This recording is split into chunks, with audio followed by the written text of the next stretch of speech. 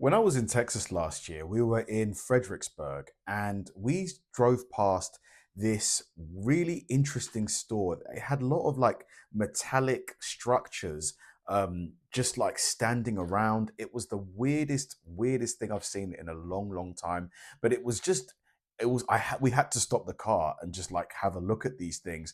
And it made me think, are there other places like this in America where, like by the road, you'll have this really just like obscure, like interesting, like thing that is just meant to get people's attention. United States is the fourth largest nation on the planet in terms of land area, and in that space are some of the most open and traveled roads in the world. The sheer size alone gives endless opportunities for exploration, travel, and vacation, with many taking their adventures to the road. So today, we decided to take a look at 10 examples of roadside attractions throughout the states for anyone looking for a quaint and quick stop while they're out and about. But to be clear, we'll be taking the roads Are these cars buried?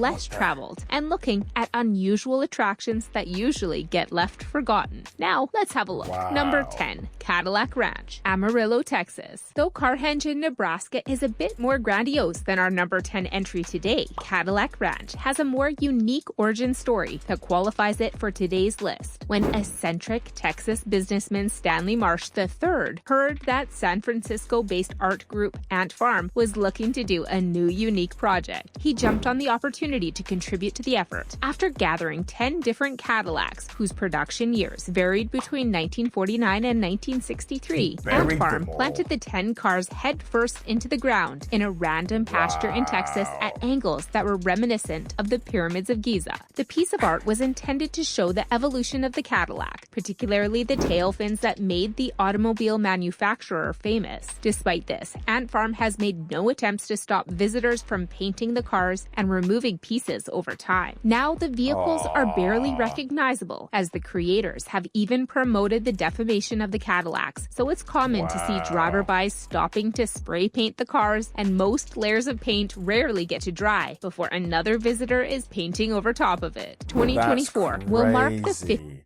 I wonder how many layers of paint are on there. There must just be like thousands of people painting.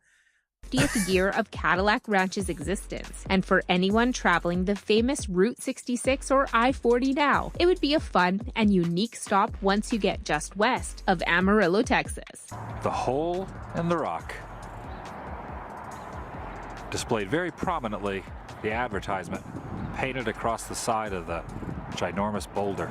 Number 9. Hole in the Rock, Moab, Utah. In the early 1900s, brothers Leo and Albert Christensen found a sandstone cliff just south of Moab, Utah, and decided to hollow out a part of it to create a shady getaway for cowboys pushing cattle through the dry and hot area. Then in 1940, Albert decided to turn like an old school the toilet. cowboy getaway into a home for his family, and started turning the cave into a home for his family, during which time the brothers opened the Hole in the Rock Diner in 1945 for the passing cattlemen. While many cowboys and ranch hands couldn't afford a hot meal at a restaurant, the Christensens would often give a meal and a few beers to patrons in exchange for some help in the excavating of Albert's new home. Eventually, after the home was completed in 1952 and the family had moved in, the restaurant closed, and both brothers passed away, though Albert's wife Gladys Christensen had the large letters painted on the cave face and promoted tourism to their home with a gift shop. While the family has since sold the site, the current owners have left the Christensen home exactly as it was, with That's awesome. And nobody's like vandalized it or anything? Or are there people there to stop people from doing 5,000 square footage and 14 rooms still perfectly preserved for tourists to admire, separated only by the sandstone pillars that make up the interior. Today, the Hole in the Rock has the largest collection of Lyle Nichols metal art sculptures, an exotic zoo for visitors, as well as small shops for visitors, and it was even featured in the 2014 film Transformers: Age of Extinction. Anyone traveling Highway 191 in Utah between Moab and Monticello can stop and, for a short fee, visit one of the most unique homes in the United States. Number 8. Wow. Can you imagine living in a rock like that? I mean, the diner, I definitely visit it for like a quick meal, but could you imagine living in a rock? I mean, it could collapse at any Island moment. Chapel, Oneida, New York. In the 1980s, a man named Chandler Mason had a cross sitting in his pond that people admired, though some said that a church would be cute on the small body of water as well. This gave Mason an idea to build the smallest church in the world. After referring to the dimensions of the previous title holder in the Guinness Book of World Records, he set out to complete the task in his garage. Then, in the middle of winter, Mason used a snowmobile to plant his tiny church in the middle of the pond, where it sits to this day. Now, around 2 to 3 weddings are held in the church every year, which can seat 2 people, just enough for the necessary parts of a ceremony, though many more come to at least see the quaint, non-denominational church. Anyone who wants to visit the world's smallest church or even plan a wedding there can do so, as it is.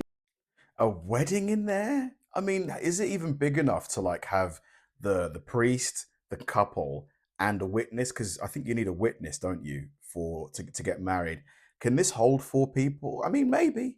Maintained and open to visitors. Though it's called an island, there is no land to be seen. Instead, any visitors to cross Island Chapel have to take a rowboat to the small wooden dock that the church rests on, propped up by support pillars. If you want to get there, take exit 33 off of I-90, as it's off the beaten path a little bit, but worth a quick stop if you happen to be going past Oneida on your travels anyway. That thing is so small. Dude, look at this. Is that catfish? That Musky is though, guys. Number 7. Musky Fish, Hayward, Wisconsin. Musky Just fish. 70 miles southeast of Lake Superior in the small northwest corner of Wisconsin lies a small town named Hayward that manages to get around 100,000 visitors a year, despite only having a population of around 2,500. This is because the town plays home to the National Freshwater Fishing Hall of Fame. While any Hall of Fame is credible enough, this one can boast Hall about of playing Fame. home to the world's largest muskie, which is also the world's largest fiberglass sculpture. The giant fish, which stands 143 feet long and 41 feet tall, is accessible to visitors who can enter through the doors at the tail and view over 3,000 entries to the hall as they climb the steps to the mouth, which also doubles as a balcony, perfect for unique vacation photos. Nice view from that balcony, though. I mean, I would definitely go in that fish. Even for those who aren't fans of fishing, if you're driving through Wisconsin, it would be hard to pass up the opportunity to take selfies in the mouth of a 4-story tall muskie that was financially backed by the sale of fish-shaped whiskey decanters, courtesy of the Jim Beam Company. Number 6. Parthenon, Nashville, Tennessee. In 2022, 14.4 million people flocked to Nashville, Tennessee as tourists. Most go for the Country Music Hall of Fame, the CMA Fest, and even the NHL Draft and Awards. This city has even been dubbed Music City and is the destination of any country star looking to make a name for themselves. But long before Nashville had earned this moniker, it was known as the Athens of the South, a title which architect William Crawford Smith would use as inspiration when building the recreated Parthenon in Centennial Park. While the original deteriorated, it was rebuilt and still stands today as a monument to classical architecture. That is cool. That is so cool, to be fair. I mean, if you just showed me this like screen right here, I'd think this was just Rome. west of downtown Nashville, though many miss out on it for the more famous bits of the city's history. The recreated Parthenon, which was based off of the original and built to scale, features a recreated gilded statue of Athena that stands 42 feet tall and also serves as Nashville's art museum, with 63 paintings from American artists dated from the 20th and 19th centuries. This must have cost so much Despite money. standing over 100 years, the Nashville Parthenon barely gets the coverage it deserves, as it is truly a masterpiece, both inside and out. Tired at the moment. Wow. I pray to God every night that I get back to my old self and start working again. There's this thing going on right now with my dad where he might be better off in a retirement home, but I believe in the same kind of freedom that he does. And Number 5. Bishop Castle, What was that about? Colorado. In 1969, Colorado native Jim Bishop bought a plot of land on a mountainside in south-central Colorado and got to work building a cottage for his family with locally found rocks, though this quickly developed into an outright castle. Since then, Bishop has been single-handedly expanding the structure, adding over 1,000 tons of rocks annually. During the nearly 60 years that he has been creating his castle, 60 years he spent building this place. He's given his life to this place, man. Wow. This is, that's what we call dedication. Bishop has had to deal with the government interference, thanks to him pulling the stones from San Isabel National Forest. This probed the government to demand payment for every truckload of rocks pulled from federal land by Bishop, as well as the Colorado Chamber of Commerce refusing to list it as a local site for a number of years. Despite these issues, though, Jim Bishop kept building his castle, and eventually the government realized the economic value to a castle in the middle of Colorado. Now, the castle has multiple towers, the tallest of which is over 160 feet tall. Beautiful spiral staircases, arched windows with great views of the mountains, a grand ballroom, and even a fire-breathing dragon. Still, after all of these years, Jim Bishop continues to add to his castle, which is open to tourists and complete with a gift shop, creating a fairy tale construction. He did all of this himself. I just don't understand how he did all of this himself. I mean, I'm so impressed, aren't you? In the wet mountains. Anyone wanting to go see an authentic hand-built castle can do so if they are traveling southwest of Pueblo, Colorado on State Highway 165. To Death Valley. Unbelievable. Now, you can't see the numbers because I'm just way too close, but I believe it said 91. I believe the car said around 90.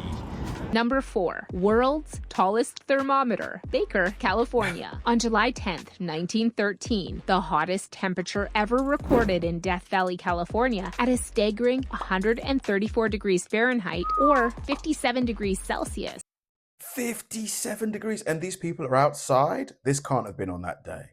I don't think it's probably possible for a human to survive 57 C. This was a world record that Baker, California businessman Willis Heron wanted to commemorate in 1991. So he had the Young Electric Sign Company create a 134-foot tall thermometer at a cost of $700,000. Unfortunately, soon after it was built and installed next to Heron's Bun Boy restaurant, the world's tallest thermometer was knocked over by 70 miles per hour winds, prompting the Baker businessman to have the monument rebuilt and filled in with cement.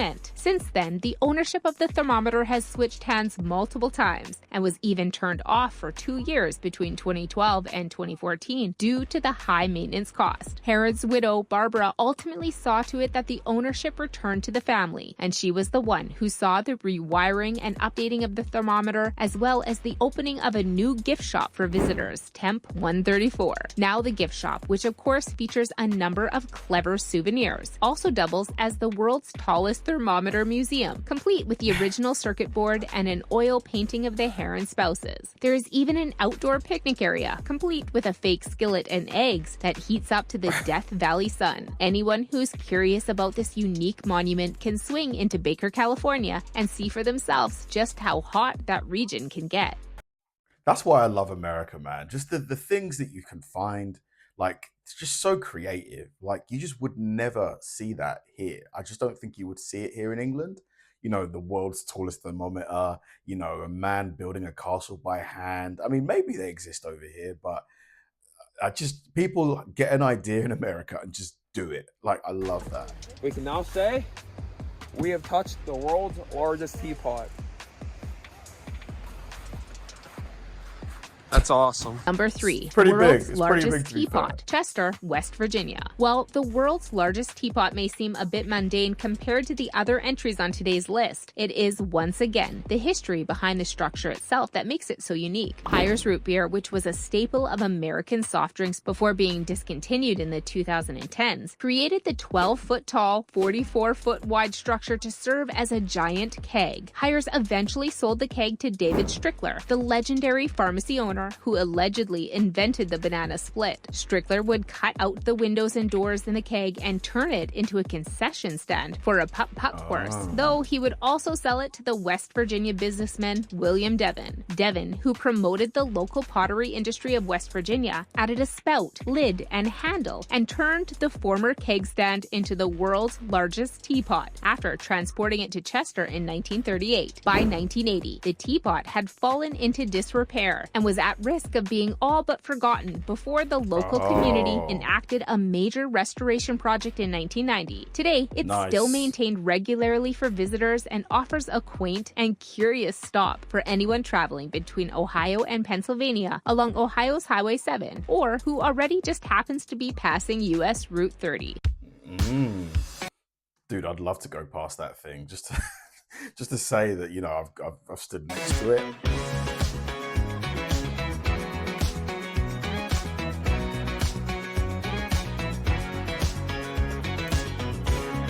What is this? Number 2, London Bridge, Lake Havasu City, Arizona. According to the famous nursery rhyme, London Bridge is falling down, though this is very misleading of the 1931 version of the bridge. Instead, the bridge, which was built to replace the shoddy medieval versions, had begun to sink at a rate of 1 inch every 8 years by the early 20th century, as it was unable to handle the newly invented automobile that was becoming famous. So, in an attempt to salvage whatever they could from the historical bridge, the City of London curiously placed it up for sale. And even more curiouser, an American businessman named Rupert P. McCulloch won the bidding war that ensued in 1968 at a price tag of $2.4 million. McCulloch then spent a further $7 million to transport the 10,276 individual bricks to a small town in Arizona called Lake Havasu City, where he then had a man-made channel dredged and the bridge reassembled. Now, the bridge spans 930 feet across the Bridgewater Channel and is the most visited man-made site in Arizona. It has even appeared in films like The $1 Million Mystery, as well as Return of Sherlock Holmes.